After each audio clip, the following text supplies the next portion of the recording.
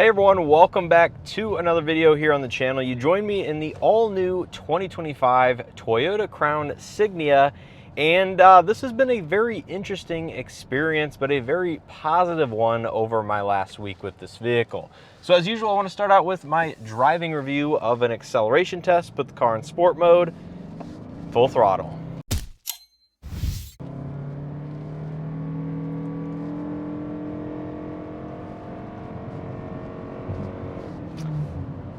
And immediately, guys, can probably hear the CVT humming along, providing, all of the power available within this vehicle. So every Crown Signia is going to be powered by the same 2.5 liter naturally aspirated 4-cylinder engine paired to 2 electric motors for a total system output of 240 horsepower and quite a bit of torque as well. The front motor puts out about 89 pound-feet of torque peak output, and the rear electric motor puts out about 199 pound-feet of torque. And I don't believe Toyota actually quotes a combined torque figure via the 4-cylinder engine and of course the dual electric motor setup, but it's not slow by any means and actually does a fairly good job. Now, if you guys are familiar with the Toyota Crown and the Crown Signia, then you'll know the Crown actually offers the exact same powertrain as this one in the standard or lesser trim levels. And then if you opt for the platinum trim level of the Crown sedan, it offers the TurboMax powertrain, which is the 2.4 liter turbocharged 4-cylinder paired to, again, electric motor setup for substantially more output. And that vehicle I actually have driven very briefly at the 2023 Mama Fall Fest, and I was extremely impressed with just how powerful and how fun that vehicle was to drive. Now, unfortunately, when it comes to the Crown Signia, the wagon version, Toyota has at least not offered that powertrain yet in this vehicle, although I would highly encourage them to do so because it would change the overall driving dynamic and really the enjoyment factor behind the wheel quite a bit. So if I were to build a Crown Signia, it would certainly have the TurboMax with substantially more power and a little bit of a stiffer suspension as well. But we'll get into that a little bit later in this video. Now, when it comes to visibility out of the Crown Signia, this is certainly a very positive aspect of this vehicle. Out the front, we have, very good visibility. You can barely even see the hood depending on where you have the seat set to. Side mirrors are very, large and adequate in size. The B pillar is the one area I think inside of this vehicle where I have the most blind spot potential, but this vehicle, of course, comes with blind spot monitoring as standard. And then looking over your shoulder, you have a ton of glass, given the body design. And then out the back, again, you have a very large rear window. And this one does also have the digital rear camera mirror, being a limited with the technology package. So visibility is really not an issue, and overall drivability of this vehicle, giving it a little bit of throttle input, you can see it gets up and goes pretty darn good, much better than the average person would probably push this vehicle. And again, it is targeted more towards efficiency. Now, speaking of the efficiency, over my last week or so with this vehicle, I've actually done a little bit of mixed driving, more so than I normally do. Typically, I do a little bit more city than highway, but this time around, I've done a little bit more highway than city, and it's saying currently on the total average for the week, 33 mpg on the nose. Now, there is a little bit of an asterisk to this number, I would say, because the vehicle is rated higher in the city than it is out on the interstate. I believe it's 39 city, 37 highway, and 38 combined. And unfortunately, I was not able to meet that highway MPG figure, just focusing on the highway, fuel economy that I did. I was driving about 75, maybe just a little bit faster, and the vehicle was pegged pretty much at about 33.5 to 34 mpg solely out on the interstate. But when it comes to the in-town city driving, I am very happy to say that this thing was getting in the upper 30 mpg range, with average types of driving. So I was seeing, 36, 37, 38 mpg on the average, before I did all of that interstate driving. So as a whole, I think the Crown Signia gets very close to its rated MPG. I'm not sure if it's exactly meeting its EPA figures, but it's certainly not that far off, especially in the city versus that on the highway. Now, one of the absolute strong suits or highlights of this vehicle, if you're into it, is going to be just how comfortable this vehicle is to drive. The suspension in the Crown Signia is certainly targeted to be more on the softer side of things than on the firm or, sporty handling side. I will say at times, especially on the interstate, depending on the, imperfections in the road or the undulations, this vehicle does get quite floaty at, 75 miles an hour. And it almost reminds me of traditional old school luxury vehicles with just how softly tuned the suspension is. Now, that's a positive because at the end of the day, this vehicle has 21-inch alloy wheels as equipped and, a fairly low profile sidewall. So you kind of need a little bit of the suspension to make up for just how, low profile the tire is and how large the wheel diameter is. But I will say that does impact handling a fair amount, but I'm sure Toyota kind of targeted this vehicle to be, a certain type of demographic or buyer set. And here we are going over my bumpy section of roadway I typically like to test all my vehicles on, and you honestly can barely feel some of these bumps going over them. It is that softly sprung. It's well damped. I don't have any issues with, how the vehicle drives. It's just, I would say, a little bit softer than I would normally prefer, if I were to purchase one of these vehicles. And again, that goes back to, it would be awesome to see a TurboMax version of this vehicle with a slightly more sporty, engaging driving experience. I think that would, certainly stand out to maybe some of the enthusiasts who need a family vehicle to run around, do errands, haul the kiddos around. I think it would, look quite awesome, frankly. But we'll have to see in the future what Toyota has in store for the Crown Signia. But as it is here in the current offerings, is just, a little bit on the softer side of things. Now, when it comes to, the interior materials and the feature set, again, this is pretty darn good for the $51,000 price point, as seen here, fully loaded with everything that this vehicle has to offer. So you have the dual 12.3-inch screens for the digital cluster and infotainment system, 11-speaker JBL premium audio system, of course the Toyota Safety Sense 3.0 driver assistance technologies, so adaptive cruise control, lane change assist, as long as you get that technology package, which this vehicle does have. And then it has, of course, blind spot detection, all the usual stuff that one would expect inside of these vehicles. It also has heated and ventilated front seats with heated second row outboard seats. And then this one has the saddle tan interior, which is a standout color combination and offering from Toyota. I typically like their colored interiors, and this vehicle is no different.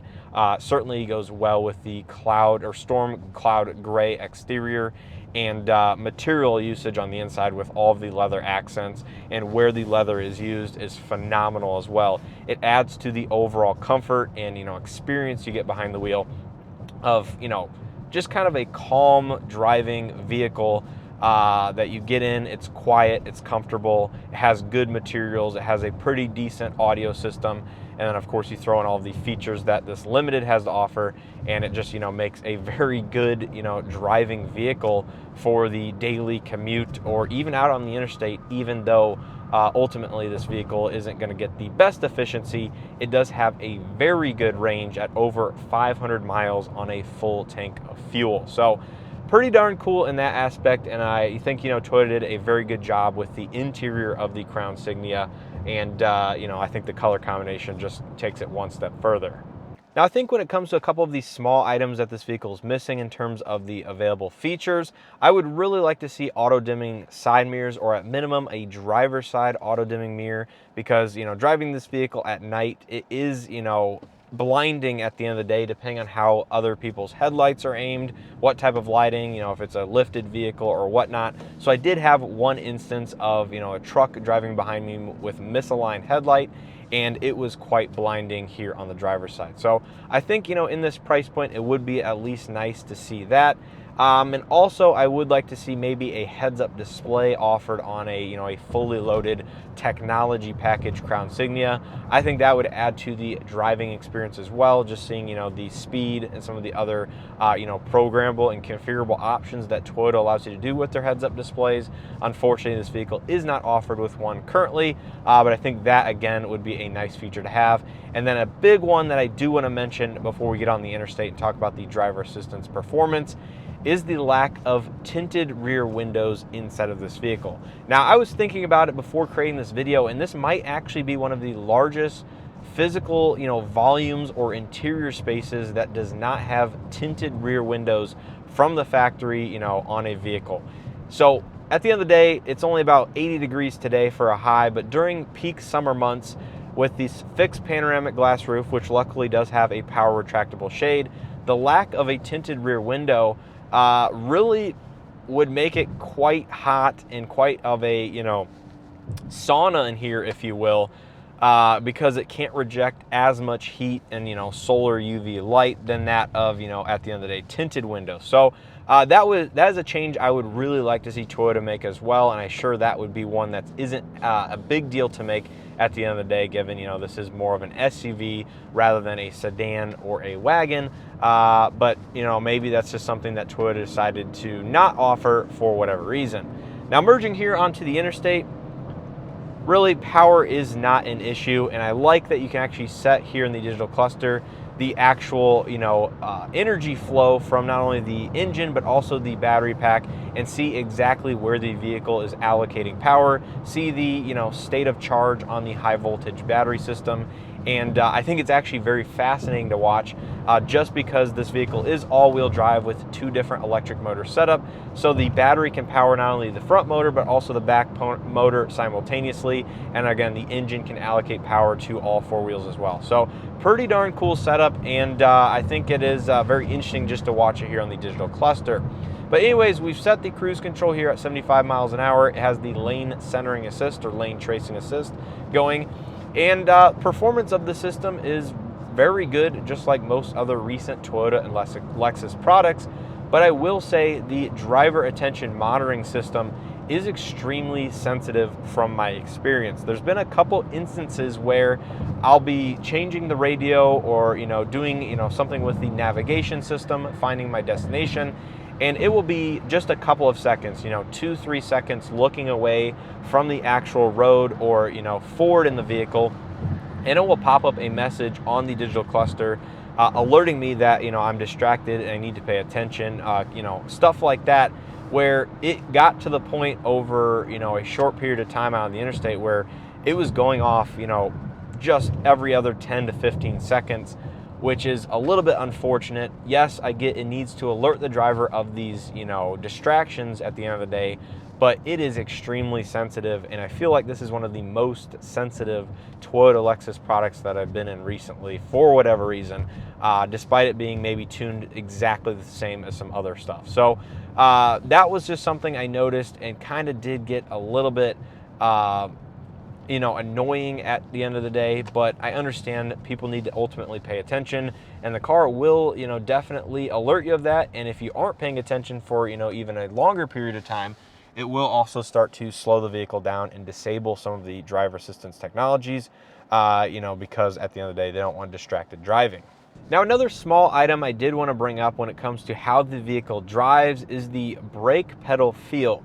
It's very interesting because no doubt Toyota has blended the electric motor regen with that of the mechanical, friction brakes. And I will say at times it feels like the pedal is quite firm. The regen comes in fairly quickly, with a, the top pedal travel. But once you start to push the pedal a little bit further, no doubt the friction brakes do blend in. But sometimes I find myself having to push the pedal either a little bit harder or a little bit farther than one might think or, feel is comfortable. So I think the brake pedal tuning, not bad. It is something you might have to get used to with this vehicle, and maybe also the Crown Sedan, since it's been a while since I've driven that vehicle. But I think, Toyota might be able to work on that just a little bit further to make it more of a natural feeling, because I think right now it's not necessarily a bad thing, but it is certainly different from other vehicles and even other hybrids that I've driven. So just do keep that in mind, maybe something to pay attention to on a potential test drive that you guys are making. But that is the only, I guess, small negative or small criticism I have of how this vehicle drives. But really, outside of all of that, the Crown Signia has been an absolute joy to live with for the last week. The size of this vehicle and the overall length and interior space and volume allows for you to put some substantially sized items either with or without the second row folded flat. Behind the second row seats, I think you have nearly 4 feet of available floor space. And then with the second row folded down, I think you're pushing upwards of 8 feet to that of the tailgate all the way to back here of the backs of the front seats. And I think this body style is very unique on the current market, given that wagons or lifted wagons like this, I guess you can consider it an SUV at the end of the day, really aren't all that common. And it's refreshing to see a product offered like this versus that of normal SUVs, because those are just kind of run-of-the-mill these days, very commonplace. But the Crown Signia, with what it has to offer, is not so common. So I think it's really awesome that Toyota brought this vehicle to market, and I could see me recommending this vehicle over that of the standard Crown to people, just because I think it offers more utility to the average consumer, given yes, the Crown has a decent sized trunk as it is, a very interesting opening as well, but this vehicle offers a traditional power liftgate, hatch design, fairly large opening. So if you're into camping or just hauling stuff around on a frequent basis, the Signia can do that. So I really do like the Crown Signia and its styling, its utilitarian aspects. I think it drives absolutely phenomenally. MPG is pretty decent, although I did not meet or exceed the EPA figures. It's still very good for a vehicle of this size.